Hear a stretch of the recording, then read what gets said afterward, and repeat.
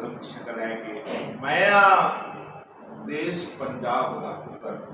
वाह, मैं देश पंजाब का पुत्र, मैं देश पंजाब का पुत्र धरती से, शाबाश वाह, शाबाश। वाह, मैं देश पंजाब का पुत्र धरती सेठ दी छां गुड़ती बोल पंजाबी दे मैनू फूक के करते क्या वाह, मैं देश पंजाब का पुत्र धरती सेठ दी छां गुड़ती बोल पंजाबी दे मैनू फूक के करते मां मोहम्मद बख्श ते वारिस शाह दे झूठे बोल बनाए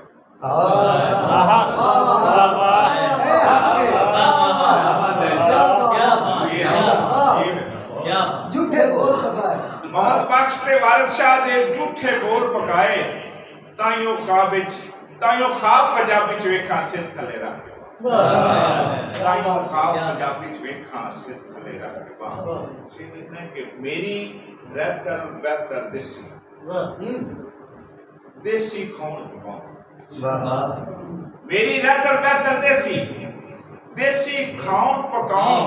सगनी पी के ठंडी लस्सी मेरा ठंडी पी के सगनी पी के ठंडी लस्सी मेरा करता है हाँ ते आखिर शेर ने इस तरह के